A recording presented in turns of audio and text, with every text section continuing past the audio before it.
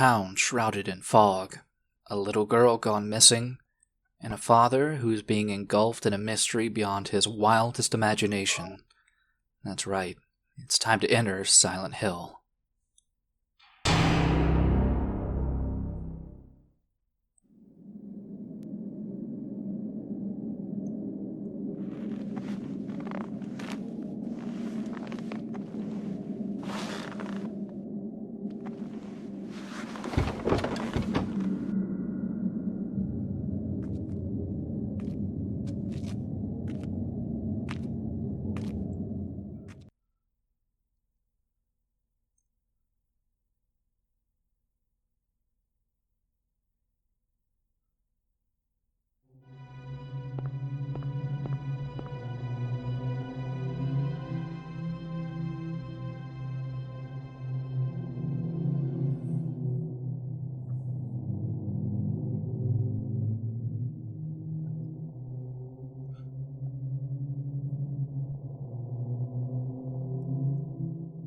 And right off the bat, we find ourselves in an almost ethereal cityscape, dazed and confused after our car wreck, which was shown off a little bit in the opening cinematic, wondering just where our little girl Cheryl is.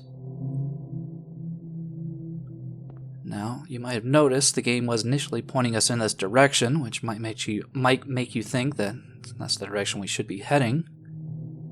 But there is always the possibility that Cheryl could have headed back where we initially started, and maybe we just missed her at the car. I mean, as we head back, there are a few other possibilities, but they don't look like places a little girl might happen to go.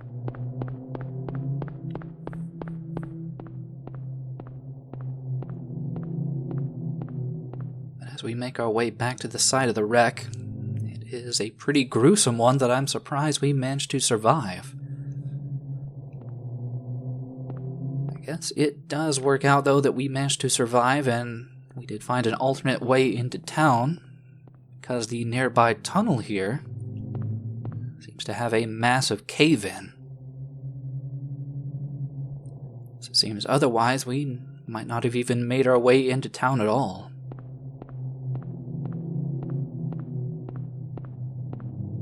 I guess since that is blocked off, we should go ahead and head in the direction that the game was trying to point us. It's just a question, where is everybody else in town?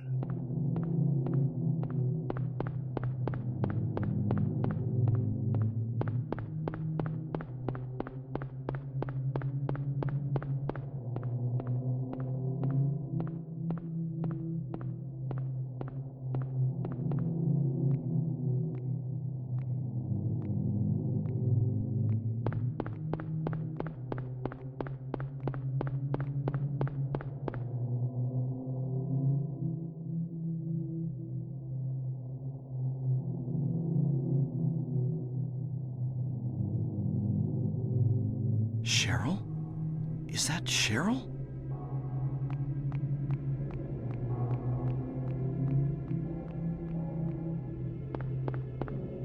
Where are you going? Hey, wait! Stop!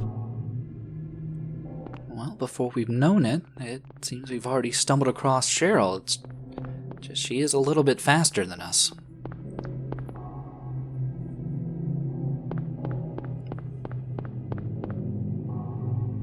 In fact, somehow or another, she is managing to stay just within our field of vision inside the fog.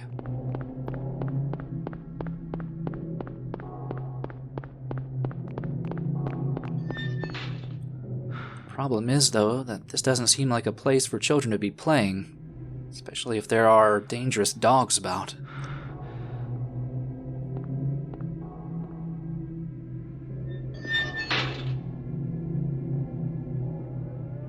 Though it appears that there might be something even more dangerous than the dogs.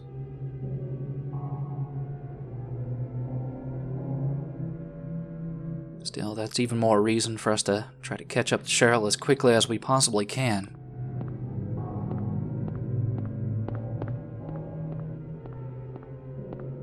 does work out for us, though, because in this alleyway, it doesn't look like there are many places for a little kid to hide.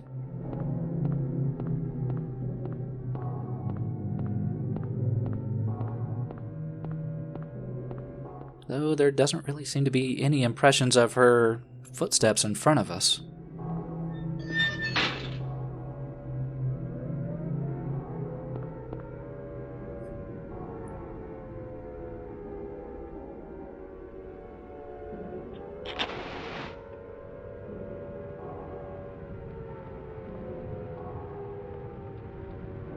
Instead, the most noticeable sound that we now hear is a very ominous siren. And considering we don't know too much about this town,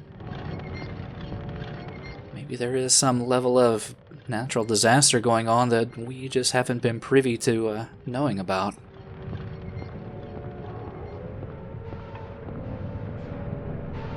Or there could be some other type of disaster going on here.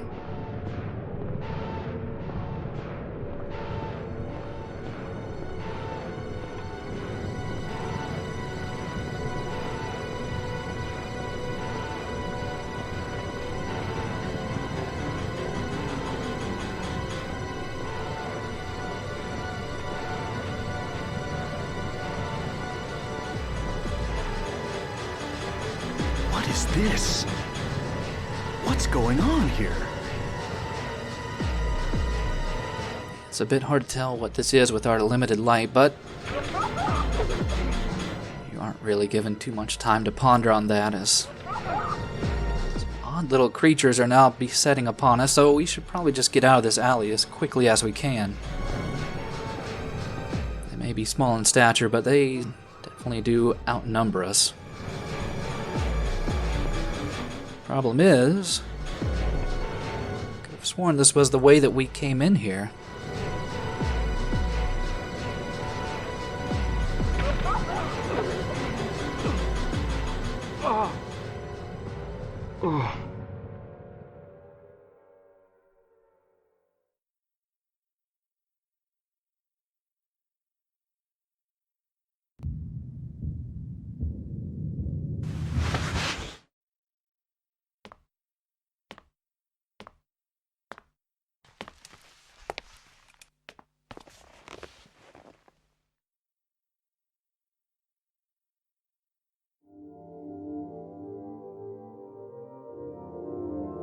Was I dreaming? How do you feel? Oh, like I've been run over by a truck. But I'm all right, I guess. Glad to hear it. You from around here? Why don't you tell me what happened? Wait a second, I'm just a tourist. I came here for a vacation. I just got here. I don't know what happened. I'd like to find out myself. Uh-huh. Have you seen a little girl? Just turned 7 last month, short, black hair. My daughter. Sorry. The only person I've seen in this town is you. Where is everybody? I'd tell you if I knew, believe me. But from what I can tell, something bizarre's going on. That's all I know.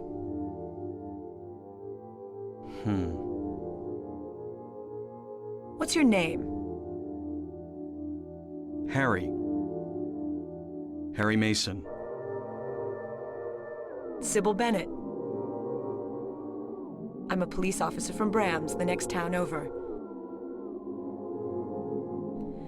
The phones are all dead, and the radio too. I'm going back to call in some reinforcements.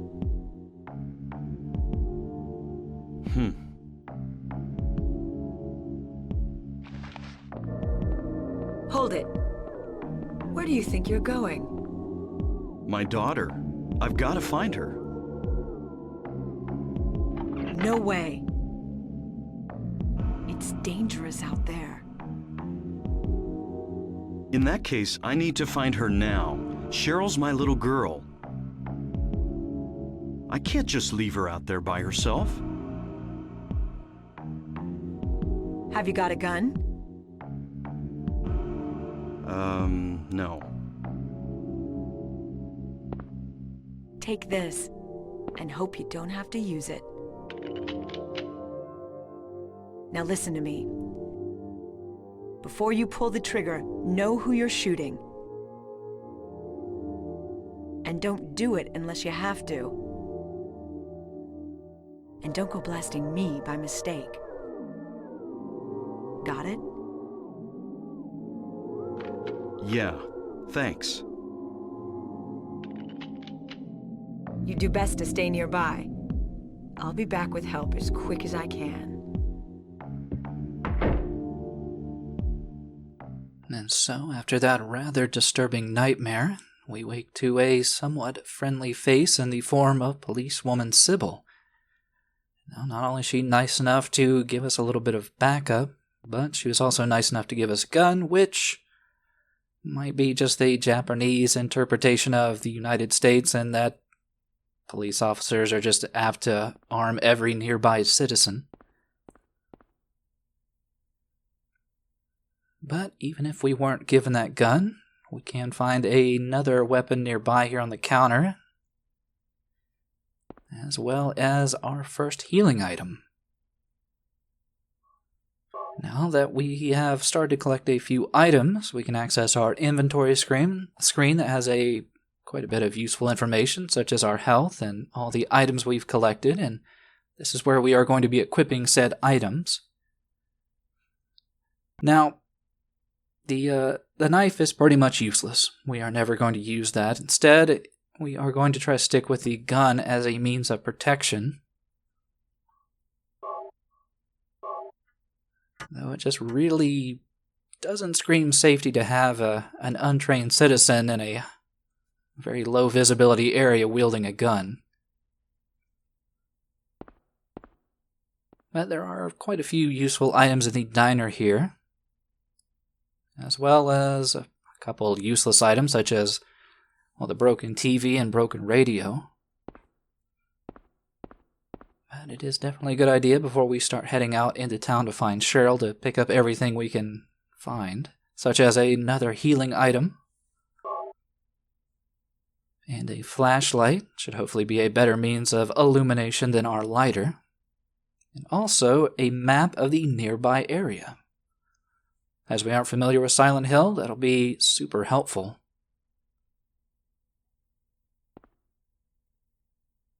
Also, find a little notepad here. This is going to be our means of saving throughout the game.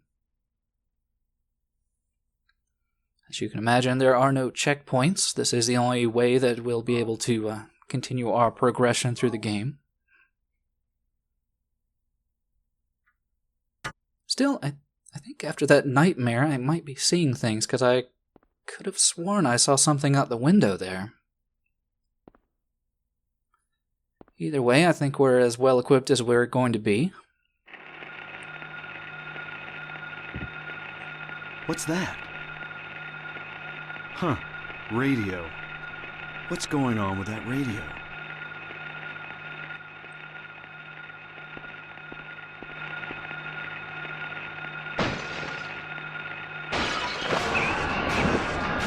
It seems we weren't imagining what we saw out the window.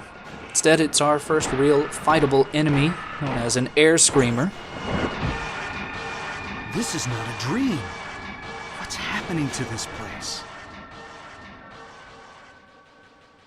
And while that goes down easily enough, I think it's kind of scripted to be that way. Future fights will definitely not be that simple.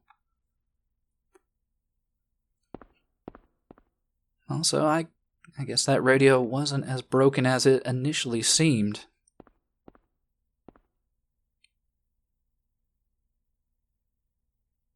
And granted, we aren't going to be picking up the top 20 with Casey Kasem, but it will at least prove to be useful as a means to tell us when monsters are nearby.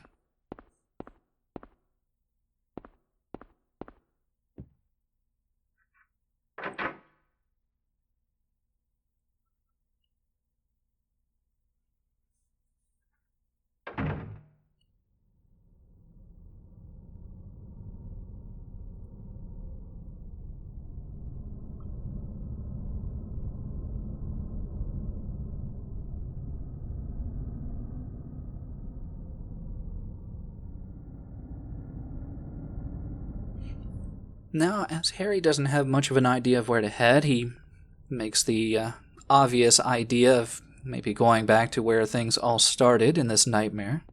Just going back to where, well, I guess we ended up following Cheryl in that alleyway. Also, we managed to find some handgun bullets. While Cybil did give us a gun, she didn't really give us any additional ammo, so we are going to have to be a little bit frugal with just firing our gun here and there.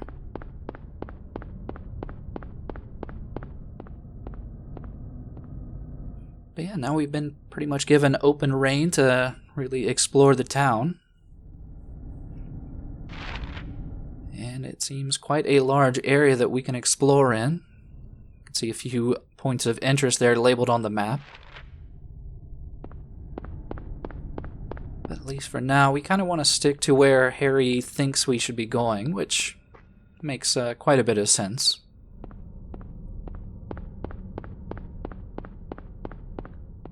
Because while our initial little escapade through the town wasn't that eventful until our demise, the town is now just literally crawling with monsters.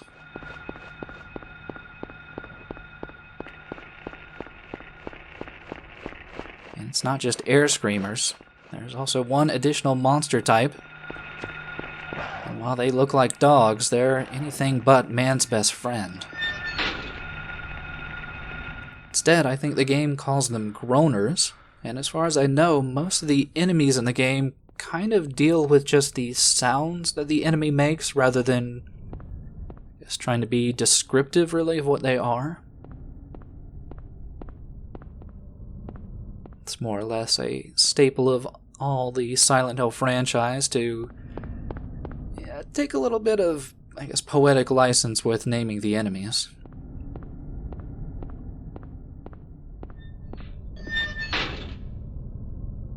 Things immediately stop being familiar in this alleyway,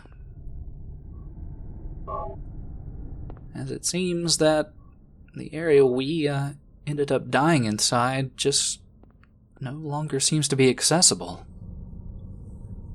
Instead, we find some other new items here.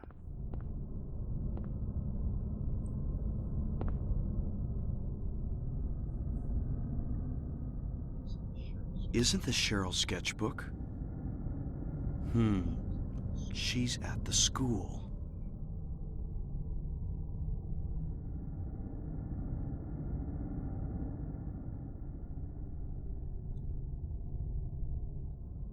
We get a hint about where Cheryl might have headed off to,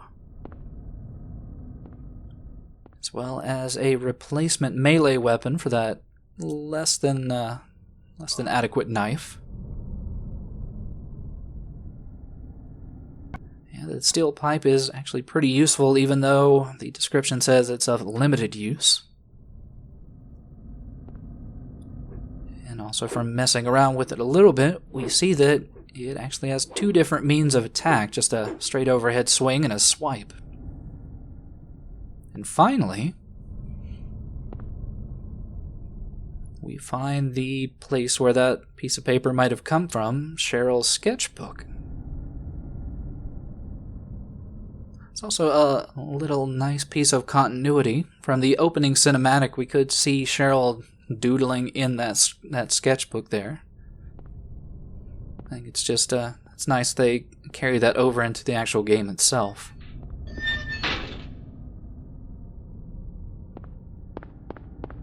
But we have a better idea about where Cheryl might have headed. And I do want to go ahead and head over to the school as quickly as we possibly can, but there is one other location I want to go ahead and visit while we're in this area before we head over there. For the most part, I'd say about 80% of the houses that we will come across in the town of Silent Hill are not really going to be accessible, or just mostly to give background flavor. But there are some here and there that we can actually explore and are definitely worth exploring. First of which was going to be right here at the corner. Narrowly avoiding that air screamer. Yeah, this nice convenience store here where looks like an air screamer is also partaking.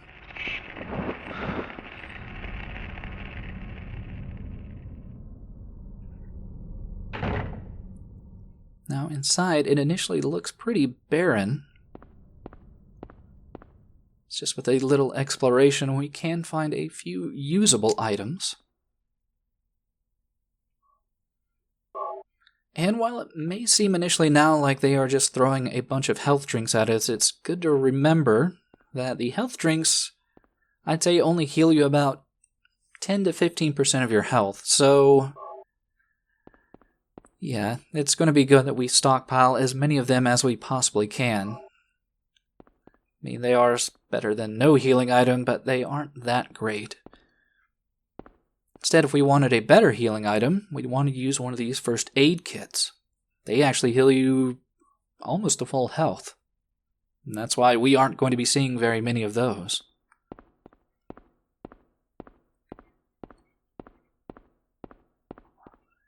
With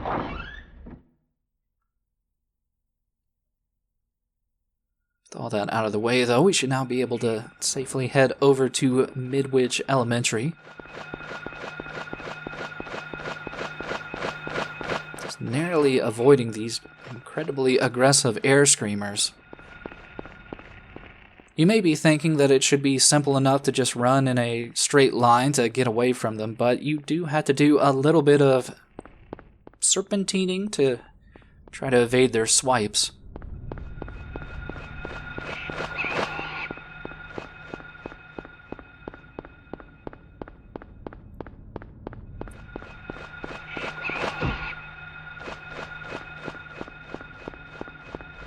We run into a little bit of an issue here. Seems like getting to the school is not going to be as easy as it initially seemed by just going down a road.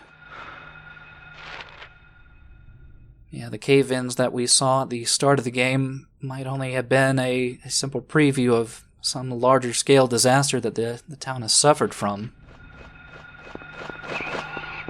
Still, though, it should only be a simple matter of going another block down to hopefully get over to the street leading down to the school.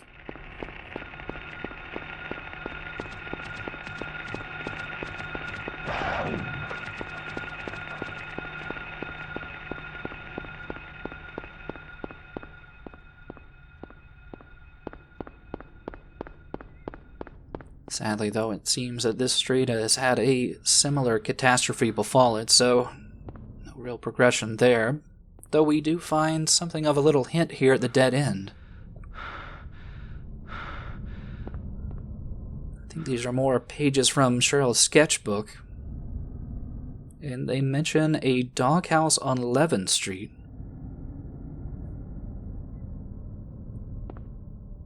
Well, we just were on 11th Street.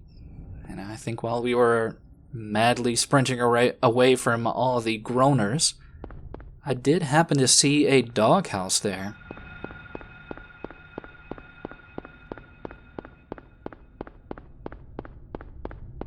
Problem is, I don't really feel safe trying to investigate that doghouse with two of those dog-like enemies waiting for us, so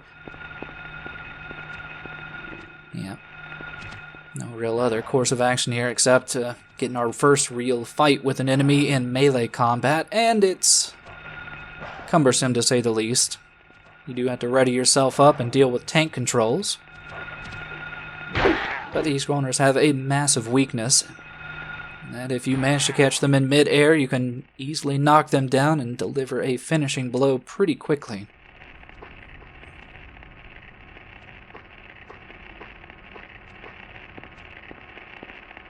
And we can safely get by that other one to find this strange key hidden away in the doghouse here. And as you might imagine, that key is right for this house. I'd say that it probably seems a bit, I guess, not well thought out in the realm of security to put your house key inside of a doghouse in front of your house, but I guess maybe the homeowners thought that having two ravenous beasts would be enough in the way of security.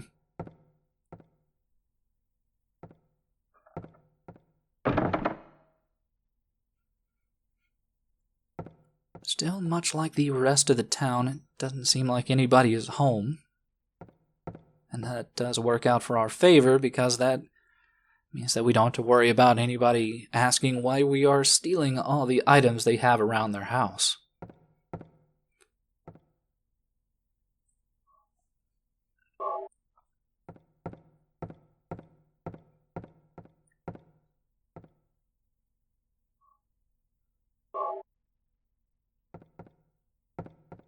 Now, while the homeowners were a bit lax with security on their front door, their back door is a completely different story, because it has three very large padlocks. And we are going to want to get through that door. Thankfully, we have this nearby map that seems to have 3 general locations marked off on it.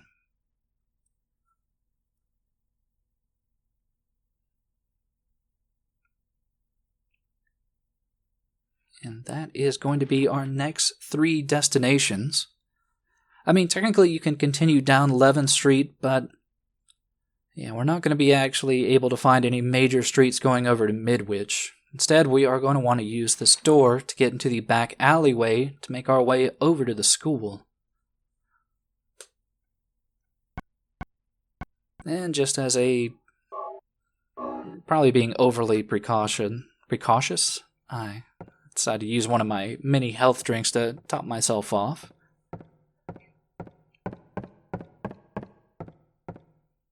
Because while I do try my best to evade enemies, especially with these big wide open areas, there are going to be times when, well, Harry's just going to be shoved into a corner and he's going to have to try to defend himself.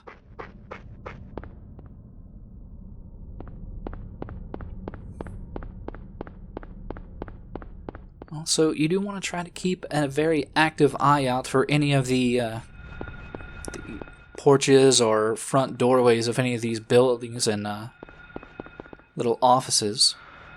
Sometimes you can find an item just sitting on the street, though I'm not always 100% accurate with where I recall them to be. In fact, amongst all this fog, it's pretty easy for me to lose my bearings.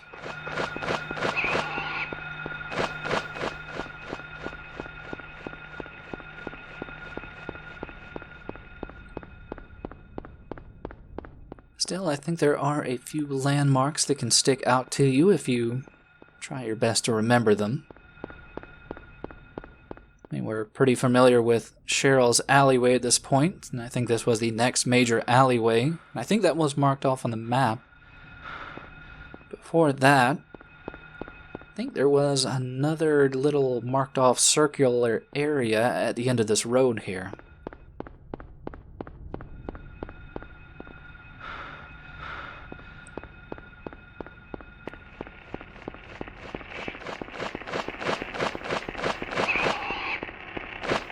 And yeah, as I mentioned previously, the air screamers are especially aggressive. There are times when even though you may manage to evade them once, they will not lose track of you and will still continue to hound you. Yeah, along with this cop car here, we find the first item that was marked off on the map.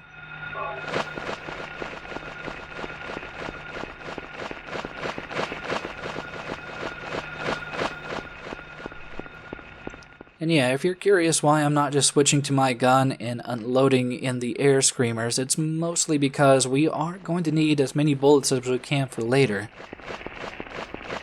I think each one of these air screamers probably takes about, I guess, 4 to 5 bullets to take down, and that's about, I think, a third of our clip.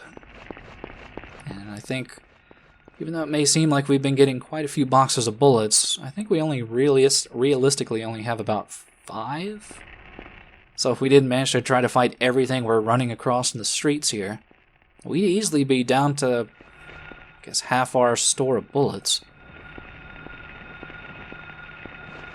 Also, while the first area was clearly marked off, the alleyway is a little bit harder to locate where we need to go, though we do find this little fenced-off area here.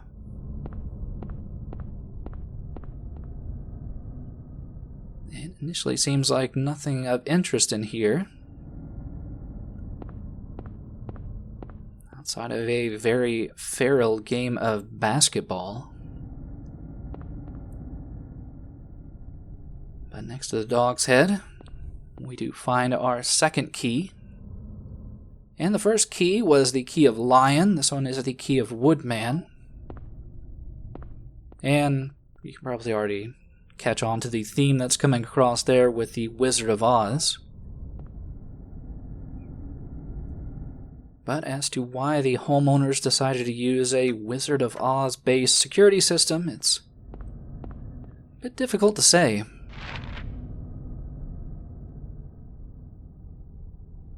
Yeah, our final key is pretty close by. Just need to head down Elroy Street.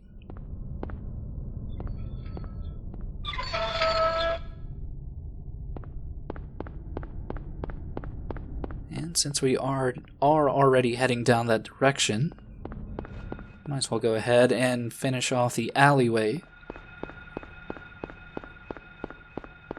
Because at the end of the dead end, there's going to be some items waiting for us.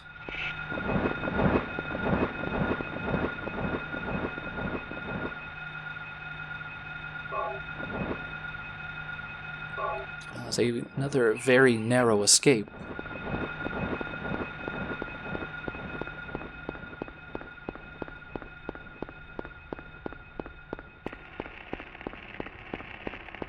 Yeah, overall, Silent Hill is a very interesting layout and setup for a game. I think the next closest comparison you could have to a horror game at the time was Resident Evil, and that was pretty much a self-contained mansion. Silent Hill, on the other hand, is an entire town set up with its own life and vibrancy, even though it is, all in all, completely devoid of any real life. Speaking of life, I'm running perilously low on it. Sadly, the air screamer decided that I was almost down for the count and made the mistake of trying to fight me on the ground.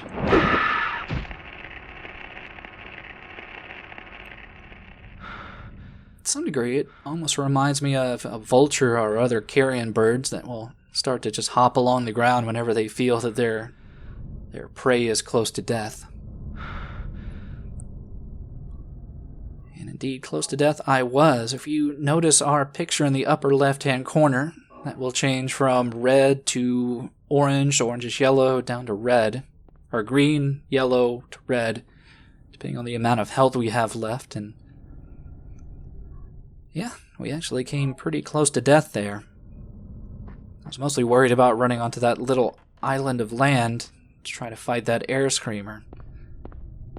Definitely don't want to be knocked off that plank, but it all turned out for the good in the end. We managed to survive and secure the final key. And now it's simply a matter of heading back down to 11th Street to unlock those 3 locks and hopefully make our way over to the school. Just want to make a quick little check of the area to make sure I didn't miss any noticeable items on the ground or the porches. Especially if we don't plan on revisiting an area anytime soon, we want to try to collect everything we can.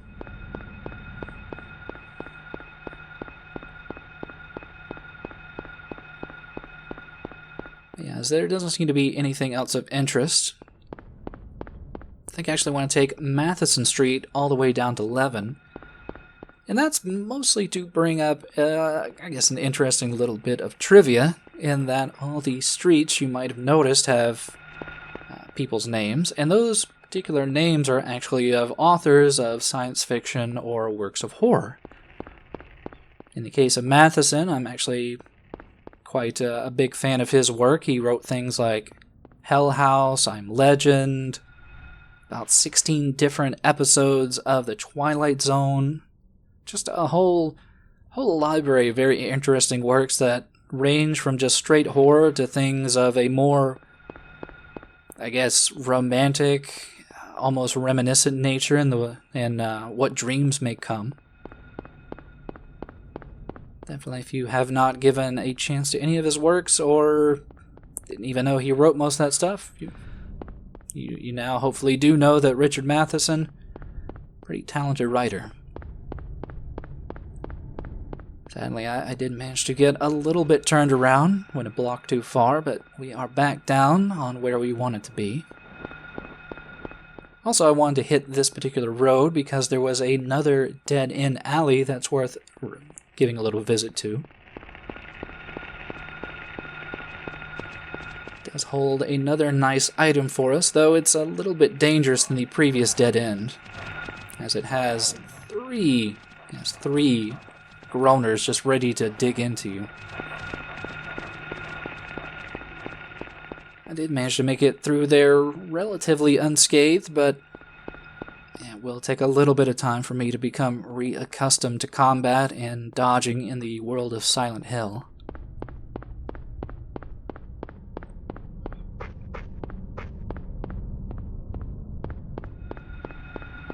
Well, we have managed to finally safely make our way back to the House of Dogs.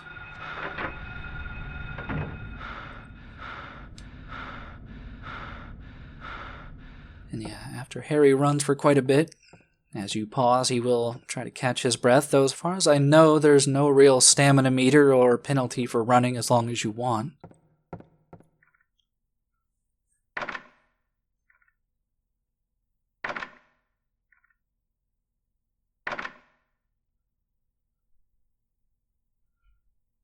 And with that, our way to the school should be opened up to us, but that will have to hold off for next time. For now, hopefully you will join me whenever we head off to the school, and I will see you then.